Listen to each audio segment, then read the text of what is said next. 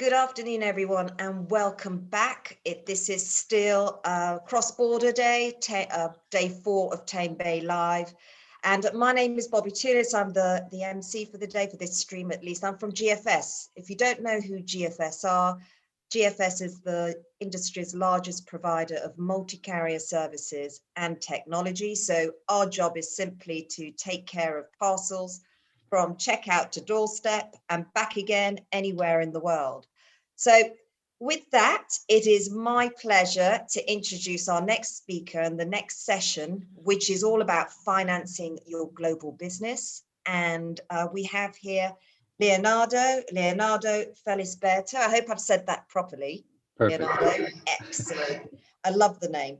And Leonardo is UK head of Sellers Funding. It should be a name that a lot of you have heard of before. I believe, Leonardo, you're the UK head of funding, but before that, you were also at JP Morgan for 10 years. That's right. Yep. Spent 10 years in traditional finance, correct. Right. And you're originally from Brazil, and but grew up in Boston, and now you're living in London with your son and your daughter. Wow. Exactly. Been all over. Fantastic. Great. So look, we've got people listening today, and this is, although it's the last session, I think it's one of the most important sessions today. Okay. And guys, if you've got questions, then please do put them in the box. You'll see a button in the bottom right-hand corner of your screen, submit question or chat. I can't remember what it is. Press that button, type in your question. All the questions are anonymous. And those questions will feed through to myself and to Leonardo, and we'll get them answered for you. Okay, we're going to have questions at the end, but if you want your questions beforehand, feel free to submit them. Now, Leonardo, financing your global business, that's a big step and a big decision that businesses have to think about, but it's not just about funding. It's also about, when it comes to cross-border, it's dealing with currencies and exchange rates and, having all the smarts around that, which can really, be an opportunity as well as a risk for a business. So what is it you're going to be talking to us about? Yeah, no, that's exactly right, Bobby. So there's quite a bit for us to cover today. So a couple of the topics we'll touch on is just general credit, right? So understanding when it makes sense for you to look for funding as an option for your business.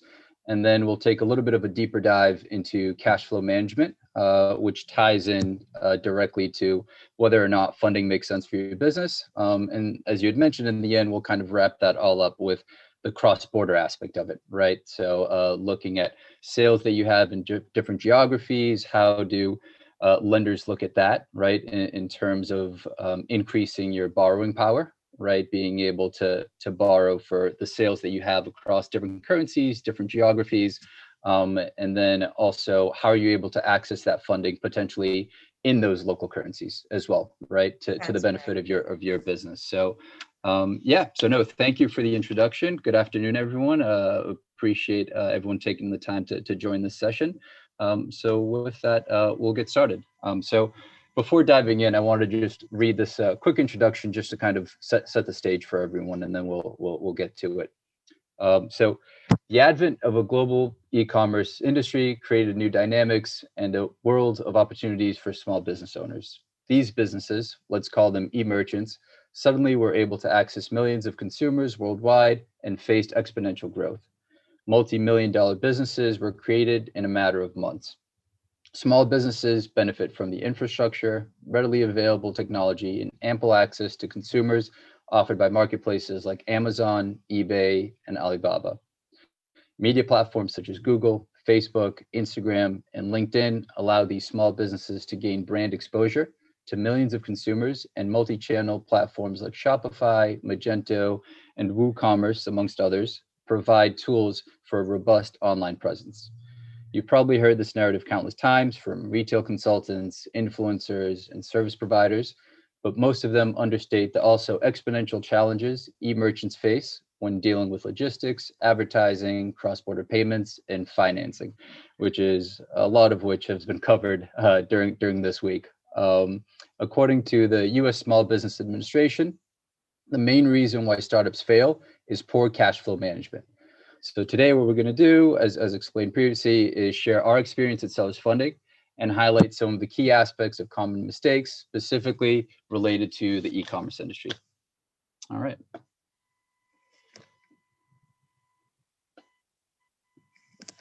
Here we are. Okay, so is funding right for my business? So credit still seems to be a taboo, or at the very least, a misunderstood topic that many people are still hesitant of, right? When you mention credit, the immediate thoughts that come to mind are loan sharks, predatory rates, business in distress, etc. Well, I'm here to hopefully change that perspective. There are certainly questions you should be asking yourself before deciding to take out a loan. But if you have a firm grasp on those answers, you'll be much better equipped to take on debt that's right for your business. So how do you know if funding makes sense for you? Here we've listed a couple of points for you to get started on that journey. So here are a couple of questions or points that you should consider or ask yourself when thinking about funding. So first, your product is proven and your sales are predictable, but is your business growing, right? Second, your business is mature and successful, but all of your cash flow is tied up in inventory and fixed expenses. And then thirdly, but again, not by any means mutually inclusive or exhaustive, you want to take better advantage of the cyclicality and seasonality of your business to maximize returns. So if any of these 3 points sounds like your business or the situation that you're in currently, then funding may be an option for you if it's something that you haven't considered as of yet. So the 2 factors that we're trying to solve for is opportunity cost and timing, right? If we just kind of break it down to the foundation. What opportunities are you missing out on by not having enough liquidity? And more importantly, at the right time when your business needs it the most. So the ability to act on short notice can make all the difference.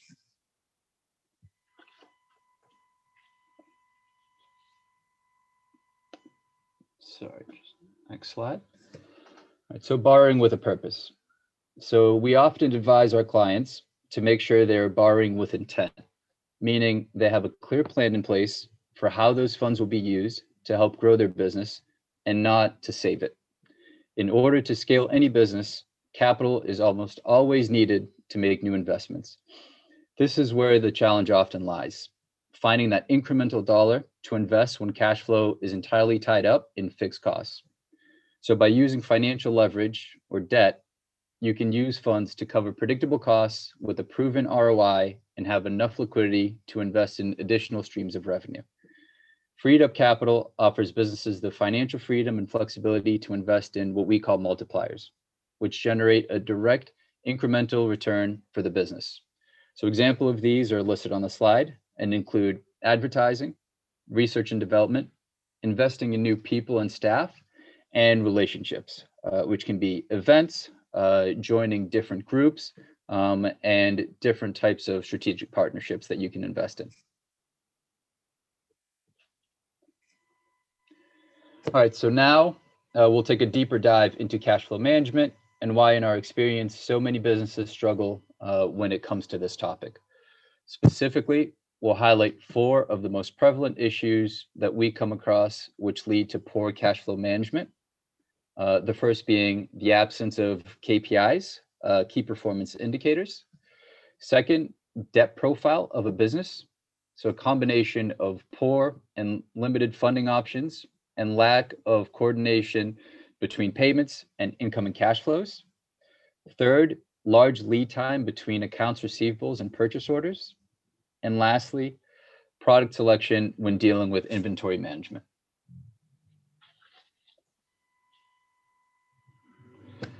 So let's start by talking about KPIs and how you can build a sound P&L to help you keep track of how your business is performing. I would say that the first step that you need to take when building a proper budget is that you need to get a firm understanding of how your key expense items stack as a percentage of your overall sales. From our experience, the main drivers of a P&L will be, of course, cost of inventory purchases, cost of logistics, marketing and sales, advertising mainly, some marketplace fees when selling on a marketplace, interest expenses and financial expenses, and then lastly, miscellaneous costs and personnel costs, how you pay yourself and your employees. So it's very important for you to have your finger on the pulse and know exactly how each of these different line items stack up as a percentage of your overall sales, so that you know that you're not overspending on any one specific area that is not offering you a comparable or commensurate return on investment. So next, debt profile. So here we'll highlight a few things that we think are important. The first thing that we say to our clients and that we work on with them is to have a solution that allows them to match their inflows and outflows. This is extremely important as retail can be highly seasonal, and there is a variety of factors, especially related to the multiple vendor relationships and payment flows for each respective vendor. Second, long-term partnerships. So I suspect that those of you who have borrowed before have done so because you wanted to grow. And when shopping for capital, there's typically two routes that you can go.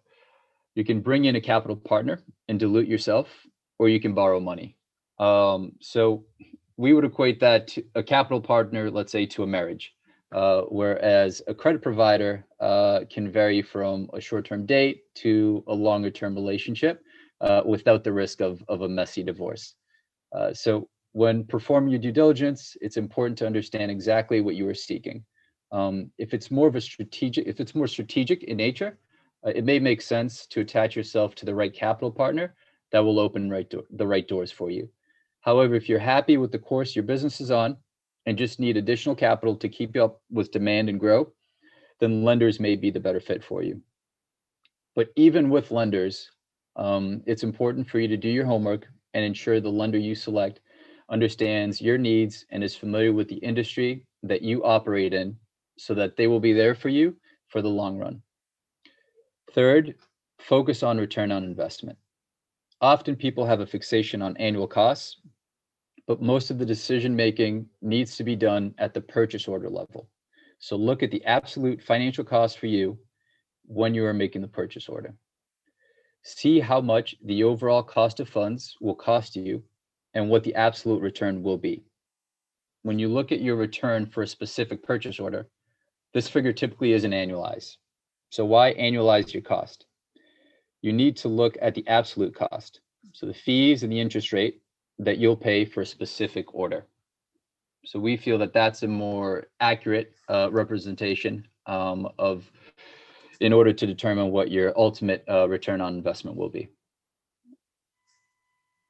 Next, alternative credit solutions. So what are the alternative credit solutions available? On this slide, we'll go over some of the most common lending solutions available today, noting that this does not include equity capital, which is a dilutive form of funding that we mentioned in the previous slide, sorry. First, daily cash advance. It's ideal for retail arbitrage and on marketplaces and platforms that have a longer holding period for disbursement. This product allows you to access your sales quicker for a fee, giving you liquidity on a daily basis versus having to wait 2 weeks plus to get paid. It's also very convenient for cross-border payments. So imagine you're a company in the UK selling in the US. A daily cash advance solution may make sense so that you don't have to wait for the marketplace to pay you out only once or twice a month and be subject to currency fluctuations in the meantime. With a daily advance, you can immediately convert proceeds back to your native currency without having to wait longer periods, mitigating potential FX risks in the process. And so next, merchant cash advance, which I imagine many of you are already familiar with. It is a more expensive solution relative to other options on the slide, but it gives you some flexibility as you typically pay as you sell, right? That's typically the model. It's also convenient as several providers allow you to integrate with payment gateways, making the collection process a seamless experience. However, it's still a short-term solution, generally only available in 1 to 4 month tenors, and does not properly address lead time issues. It's a step further than the daily cash advance, but still may not be the right fit for every scenario. Third, you have term loans. So this is a longer term solution and would be considered a more strategic solution, ideal for planning and matching cash flow and addressing lead time issues. Usually more affordable, but subject to cash flow shortfall caused by seasonality. And we all know we are in this highly seasonal business, so having a long-term commitment will impose additional challenges that need to be considered. Next, we have lines of credit, which bring flexibility and greater affordability to the table. So a maximum amount is made available to you to draw as you see fit for your business, giving you the security and peace of mind to know you have access to funds immediately if and when you need it. And that if and when is very important. You're only paying interest if and when you draw down on funds. You also can typically prepay at no cost, and the tenor is usually 1 year or longer. This type of solution is most commonly seen with banks, and it may be more difficult for e-commerce businesses to access and get approved. Because based on our experience, traditional institutions have a hard time understanding and underwriting our industry specifically. However, we are starting to now see more and more alternative lenders offer this solution in the space for e-commerce specifically. So last, but often where businesses most commonly start, credit cards.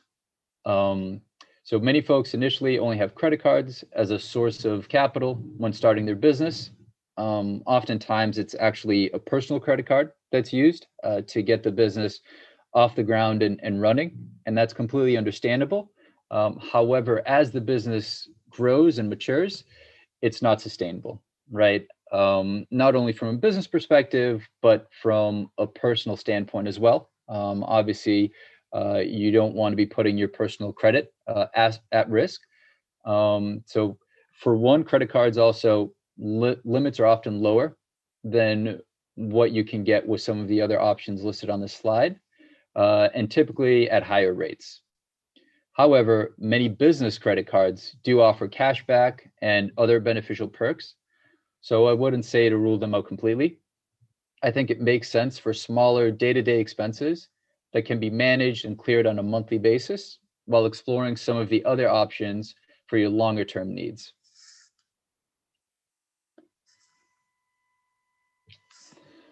All right, next we have lead time. So addressing lead time.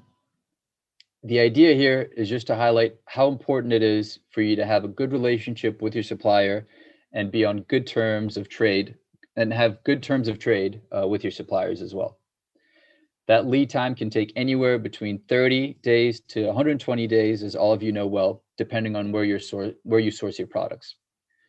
From the moment you make your first down payment, you may run into challenges dealing with logistics, then accounting for the time it takes for the goods to be shipped, cleared through customs, onboarded with the marketplace, sold to the end consumer, then the marketplace finally paying you out. You're looking at a significant amount of time before you're getting paid back on that investment. Therefore, identifying suppliers that give you some flexibility on payments and deliver goods to you in a fast and efficient way becomes extremely important. Even so, it's hard to always match that lead time, which is why when working with a lender, you should ensure that they understand the supply chain of your products and offer solutions to match. So on the inventory management side, I just want to highlight some important aspects. None of this will come as much of a surprise to any of you, but I think it's worth reviewing and just having a quick refresher. So first, plan ahead of time. So this is extremely important and relies on you knowing your KPIs and velocity of sales, as well as being able to closely manage your supply chain. 2, focus on high margin products. So we see a lot of merchants trying to have as many SKUs as possible, which often results in them being overstocked on products that are not good sellers and don't offer the best margins, while being understocked on the good sellers. So I would look at the 80-20 rule very closely here and especially during these trying times that we've seen over the past year and a half, I would recommend focusing on the higher profiting and top selling items and prioritize those and use that as your basis for leverage or for accessing funding. Third, consider seasonality. This is pretty self-explanatory. So especially when selecting the type of funding you should take for your business. And then fourth, partner with reliable suppliers. As we saw in 2020, this can make all the difference. Businesses were faced with logistical challenges during the pandemic, and having a non-reliable supplier can make a difficult situation even worse. And lastly, monitor closely your KPIs. So especially if working with Amazon, they have tools that help you monitor your account health, which I think is extremely important for any business to track closely.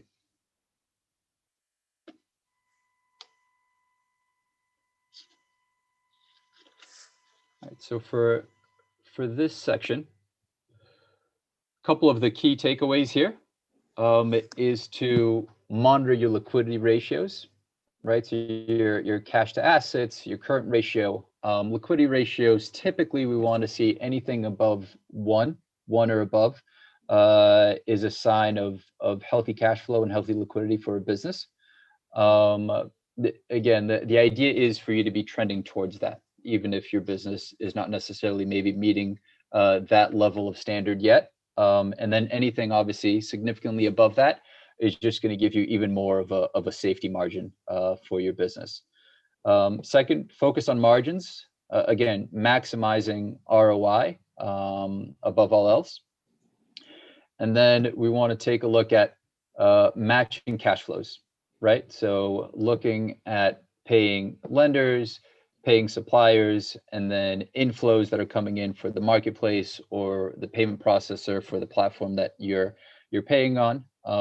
That you're trading on, and not over borrowing, right? So keeping a very close eye on some of these other ratios, such as total liabilities over total capital, your interest expense ratio, which is your net payments divided by your interest expenses. And then lastly, owning your budget.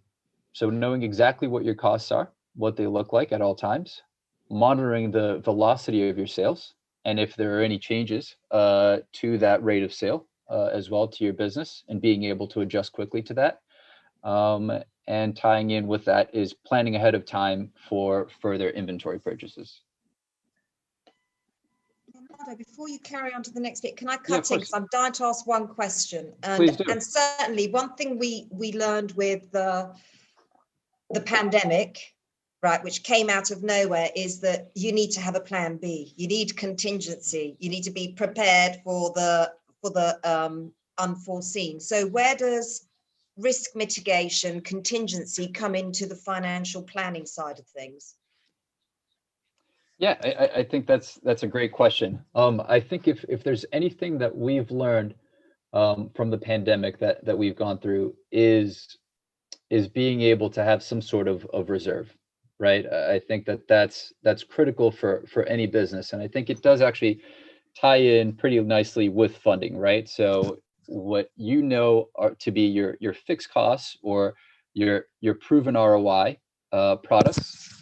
So if you're using low cost funding to operate there, that frees up liquidity on the other end of your business, right? And so that is where you're able to, over time, stockpile a reserve, right? And we'd like to say anything between 3 month to 6 month, ideally, if you're able to build up some sort of reserve that covers your fixed costs, right? And your day-to-day operations for your business for that time period is ideal, is what we would recommend businesses to work towards. Obviously, not everyone is going to have that same luxury, right? So start with, just amassing, let's say, 1 month and then building from there. But I think having a reserve is critical. I think in this day and age, and one of the things that we've kind of learned from the pandemic. I mean, it's incredible. Some of the businesses that we work with, that we're doing incredibly well. But then obviously, there was supply chain disruption and all the issues Absolutely. that we ran into, Logistics, the whole logistics, thing. Yeah. exactly. And at the beginning with Amazon, obviously, um, shutting down non-essentials, right? And Mhm. it completely almost wiped out businesses in a matter of weeks, not even a month, right? So it's kind of remarkable to see that, even businesses that were highly profitable, weren't in a position to survive a month of not being able to trade. Because they Um, weren't diversified enough. that's exactly right. That's Yeah. exactly right. Yep. No, that's a Great. great question. Thanks, Bobby. Are there any other questions from the audience before we move on? Not at the moment, I don't think, but I'm sure we will have, Leonardo. This is excellent, by the way. This is really, you should have called this a masterclass in financial in planning, because I'm learning so much. It's really, really informative, but really educational. Thank you. Yeah, no, my pleasure. I'm happy to be here. I think we do have a one question that just came up, Bobby. Maybe we can Ah, we can address it yes. quickly. So, Amazon do loans. eBay have just started. What do you offer that they don't? So I'll just speak in general terms here because I know we're not trying to just highlight what we offer specifically, but just what we see in the market. Let's say, you're absolutely right. So Amazon offers loans, so does eBay. If you have access to it, then by all means, I do think that it is a viable option. Um, the challenge that we've come across with our clients dealing with Amazon, and I am less familiar with eBay structure, although I know that they just launched a new offering, is that it's by invite only, right? So you're not able to apply necessarily for funding when you need it. So you're kind of at the behest of Amazon. So they're the ones that determine whether or not you're eligible, how much you're eligible for, and what those terms look like. Right. So you have zero to little say in it. And this is where, as we saw in the previous slides, it's just being aware of other alternative options that are also available to you that may be a better fit, is kind of all we're trying to communicate here. But you're exactly right. So Amazon and eBay both offer funding, and it's definitely something that should be considered for your business. But it sounds like what you're saying is you need to shop around. You absolutely should. Shop around. And we've got another question, Yep. Leonardo. It says, should I take multiple loans from multiple providers or one big loan from a single provider? That's a good question. So it all comes down to what your needs are, right? So taking multiple loans from multiple providers, the only risk that you may run into there is that at one point you're going to exhaust that, right? So that next provider is going to see the other loans that you have outstanding, and they're going to be concerned with what we call stacking, right? So you just taking loans on top of loans, right? So whereas if you find a reputable provider that you have a good working relationship with, I see no reason why you shouldn't work with them if it's working, right? Again, it depends on the terms that they offer because a lot of providers in the space also offer renewals, right? And I know that's one thing that we do in the space as well is as your business grows, that loan grows commensurate with your business, right? So you're you have access to larger amounts of financing and funding as your business grows, right? So um, I would weigh those options out. And then you also just run the risk depending on the different loan providers. There are just different rates that you're getting, right, over different periods. So that becomes maybe sometimes a little bit trickier to manage, right? So if you have 3 or 4 concurrent loans going at the same time, um, it's something that potentially going back to the entire cash flow conversation may put your business at risk because not any one loan provider has that bird's eye holistic view of everything that's going on in your business, right? So they may have only a siloed view, and it may be in short sight good for you, but on the long run, maybe not, where they may offer you too much, right? So kind of this point on the slide of don't overborrow. Multiple providers, they may each offer you their max amount, putting you in a position that it just realistically is not sustainable for your business. So Leonardo, on this slide, you've got key takeaways that you need to, in terms of what businesses can do for around their financial planning. Mhm. What would you say are the key takeaways when businesses are out shopping for, people that they can get credit from? What should they be looking for? Yeah, absolutely. So Apart from, the products and. yeah, a couple of different things. So I think when you're comparing offers, make sure you're comparing them apples to apples, is the first thing I would say, because a merchant cash advance, or what we're often seeing in the space, revenue-based financing, is based off a fixed fee, whereas a term loan or a credit limit is based on an annual percentage rate, right? So one may be quoted as an 8% fee, another may be quoted as a 15% APR.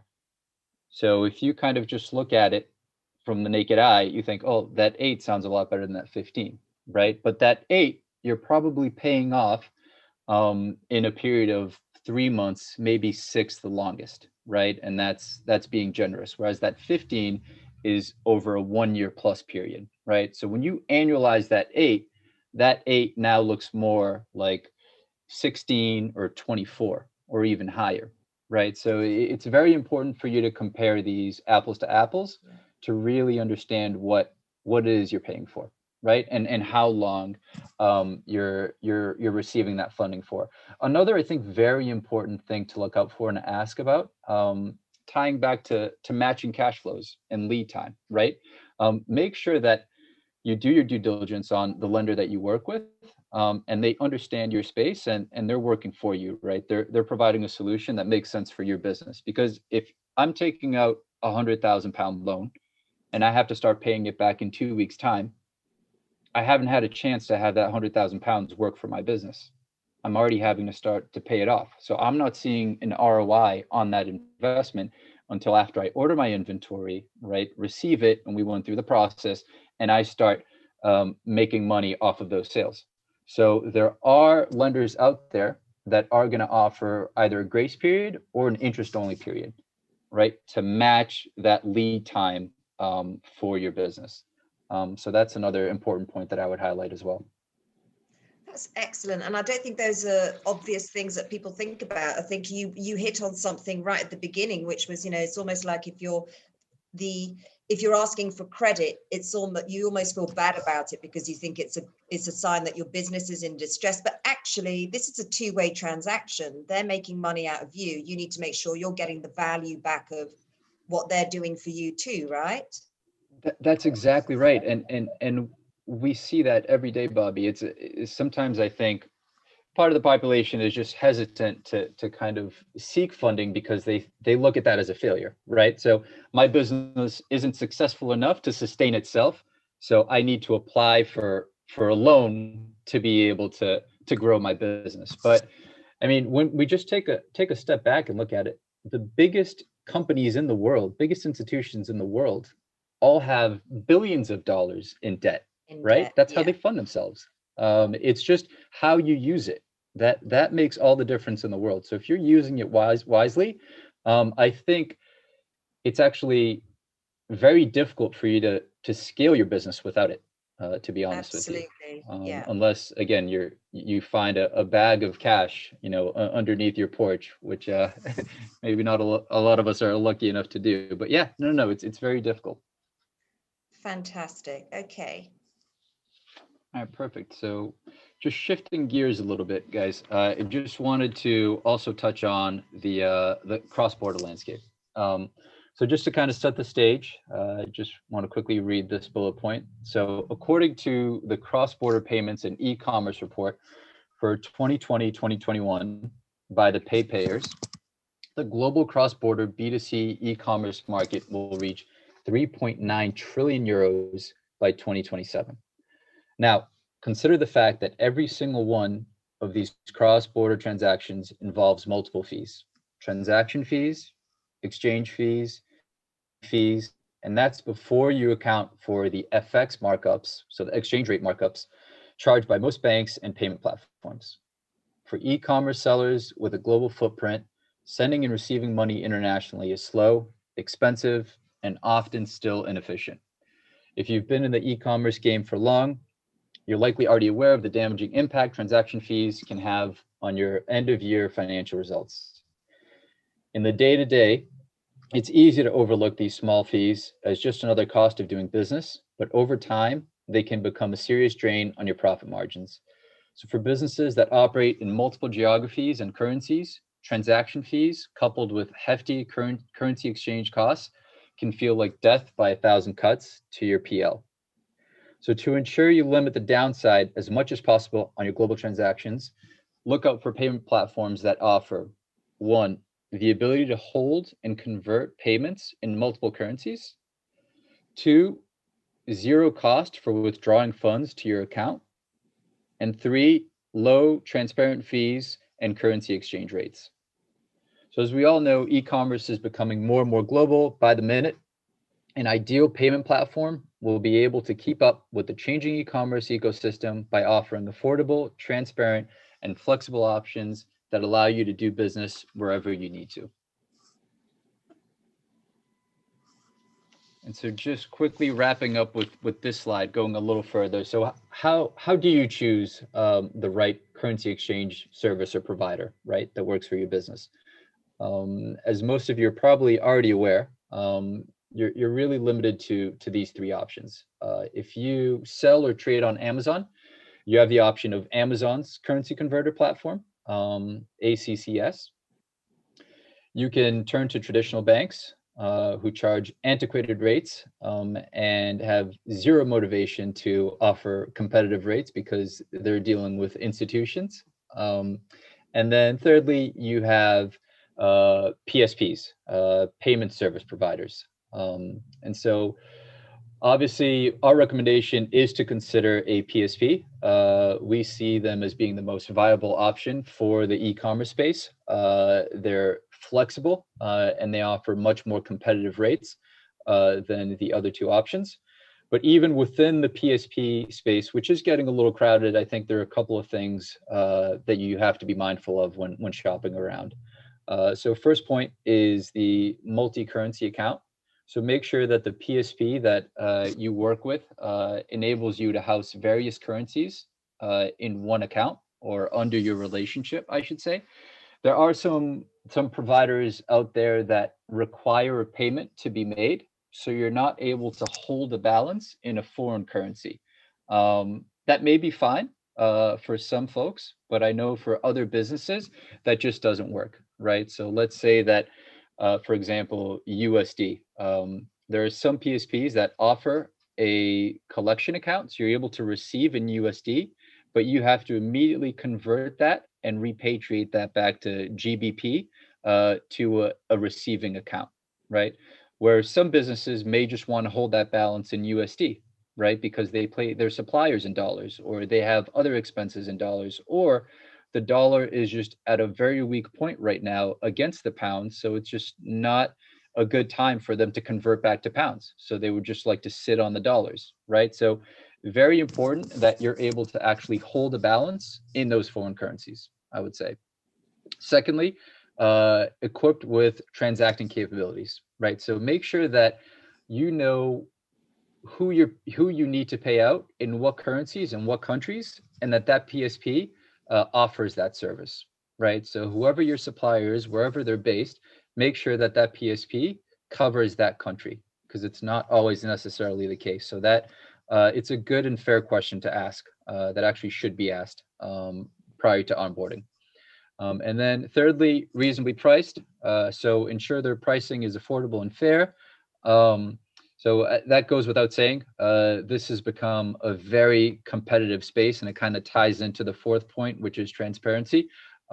Is we are in a time and age right now within kind of the fintech universe where I think there's no room for lack of transparency, right? So if you don't know to the penny exactly what you're paying and why you're paying, then there are questions that should be raised and asked. So do make sure that there is full transparency in regards to the transaction fees, the exchange fees, any account balance fees, and then actually, as it relates to the interbank rate, just to maybe delve a little bit further into that for those of you that may not be familiar. So a lot of PSPs on the FX rate, the way that they charge you is they quote you a spread over the interbank rate or the mid market. And so what the mid market is, it's just basically it's an institutional level that's set by the market, by the banks. It's the average of the buying and selling. So the buying price and selling price of that currency pair, it's the average, it's the midpoint. And so that midpoint is used basically as your starting point, and the spread is put on top of that. So if someone says that they charge a 1.5% fee, it's over that level. But make sure that they disclose what that mid market is for you. And that mid market is easily Googleable. Let's say you can verifiable. Let's say for a better word. I've not heard that. But also that Exactly. transparency. I mean, Yep. if your PSP isn't going to be transparent with you about those things, that should immediately raise alarm bells in your mind, right? Because you need to be That's able absolutely to right. with transparency comes trust. That's absolutely right. Exactly, Bobby. Yep. And then one other actually very important point to note regarding PSPs as well is the changes that Amazon has been making, right? Related to approved PSPs for you to be able to actually connect via your Amazon store. So do ask your PSP provider about that and whether or not they are on Amazon's approved list to be on their platform, because if not, there may be some issues that you'll run into as well as it relates to Amazon specifically. Okay. And I think that's it for me, guys. Well, look, before we wrap up there, Leonardo, Yep. so first of all, that was really, really informative. Before we sort of share, we've got this incentive for the guys that are listening today. Just tell us very quickly, what do seller funding do? Okay. How can you help businesses that may be listening to this today? How can you help them in which areas? Yeah, absolutely. A little bit of all of the above, and that's kind of what we set out to do. And as I had introduced earlier, we see ourselves as a digital financial services platform, right? So what we're looking to do is combine all of these services under one roof to make the merchants' lives easier, right? Because as of right now, they're just operating in silos, right? Where the left hand isn't necessarily talking to the right hand, and we're just trying to simplify that. So we offer working capital solutions. So we operate under three distinct models. Again, understanding that it's not a one size fits all, right? So each business is going to have their own specific needs, and so we'll adapt our offering to that business's needs, and then we couple that with a digital wallet that offers international collections and payments, FX services, and with that, the ability for you to receive funding in those different currencies, right? So if you're a UK-based entity, but you're selling in the US and you want working capital in US dollars, we can make that available for you, right? So it's ease of use, right, and accessibility at the end of the day for the merchants is what we're trying to achieve and offer here. Fantastic. And tell us about this here, the special offer that we have. Yeah, absolutely. So we're actually offering £500 basically as a return for any origination. So loan size of £25,000 or over. So it just let us know that it's for the Tamebay, or you can just reach out directly to myself as well, and we'll be able to offer this incentive if you're approved for a loan of 25K or over. Good. Yeah. We've got one question here. The question is, Leonardo, what marketplaces charge the highest exchange rates? That's a good question. So what I would say to that is it depends on the currency pair more than anything. So the more mainstream currencies, right? So USD, GBP, Euro, have more liquidity and our higher volume currencies. So the exchange rates are going to be lower than what we call exotics, right? So less traded currencies.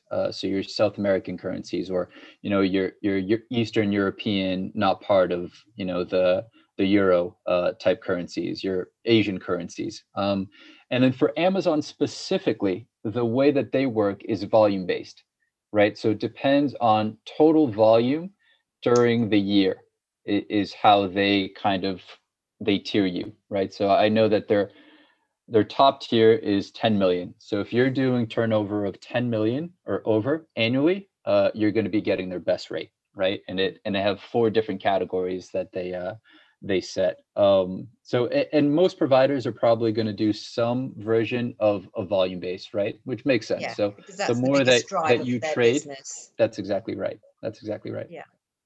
Yep. Yeah. Okay. And it was really interesting what you said right at the beginning, which was that one of the biggest reasons why small businesses fail is to do with cash flow Mhm. management. But that was for US businesses. Is that similar in other markets as well? UK? It is. What can you say about that? It's very similar. Yeah, yeah. No. We see that trend across the board. The statistic itself came from the U.S. Small Business Administration, but it's something that we've in our research we've come across in the UK and Europe as well. Yeah.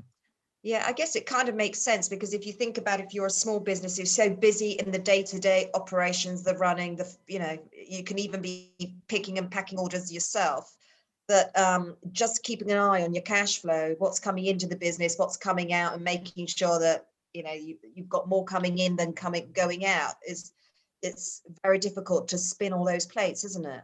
It is, yeah, no, and it unfortunately gets overlooked, and it's a simple thing to just address, right, and make sure that you get right, Okay. and it makes all the Yeah. difference. Now, we've talked about funding, right? In the scenario that you're a business that wants to scale, and this is what this stream today is all about. Hmm. What about if it's a situation where it's the opposite? This business actually is in distress. Can seller funding help with restructuring debt or anything? Just what can you do in that scenario if you've got a seller that's got themselves into a bit of a pickle, say?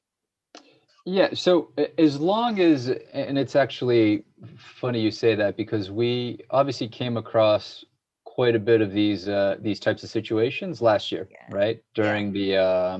During the pandemic. And absolutely, I think the approach that we take is we don't look at anything in a vacuum, right? We're not just going to take a look at your past 1 month or 3 month performance and say, this isn't for us or this is too high risk, right? So at the end of the day, it what's the reason for the distress that the business is going through, right? So we do want to look under the hood and get a better understanding of what the business needs are. But yeah, we're always willing to help and restructure. So there are Right.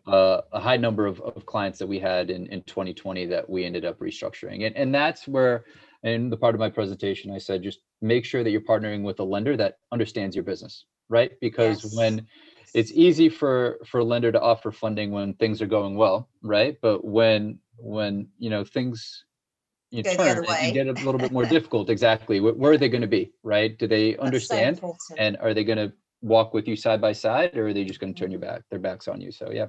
That is just great. And you've given us such great advice today, Leonardo. Honestly, this has been such a great masterclass and Thank you. really vital element in terms of business success is making sure that you understand the role that credit and cash flow management and funding plays in your business, whether that's to, scale your business Yep. or if it's to, manage cash flows. This is really, really vital. So what I'd like to say is for everybody listening, please do go and visit Seller Funding's showcase. But also, if Leonardo is not there, then you can also connect with Leonardo, obviously on LinkedIn, but also in the showcase as well. So there'll be plenty of content in the showcase.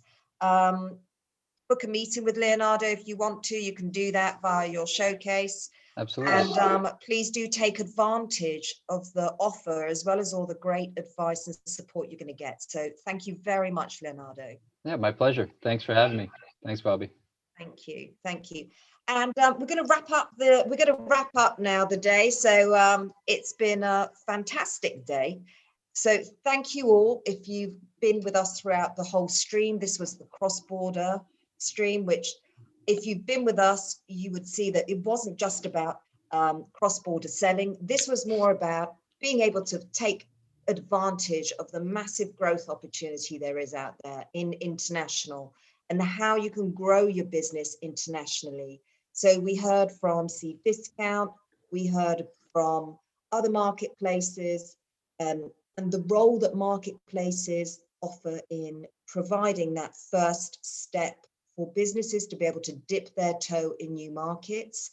We heard from eChameleon and multi-selling around the tools and software that's available to enable you to sell on not just one marketplace, but to be able to diversify and scale across lots of marketplaces.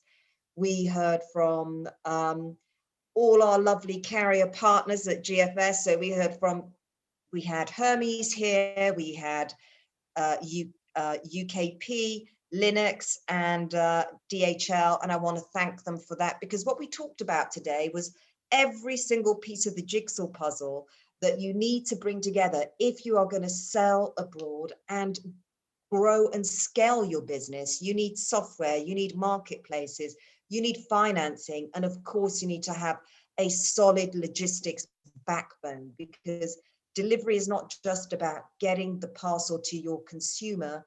Delivery is also about having the right mix of services to be able to tailor and localize what you're doing for the consumer in that market, just as you would tailor and localize your website, whether that's translation into new languages.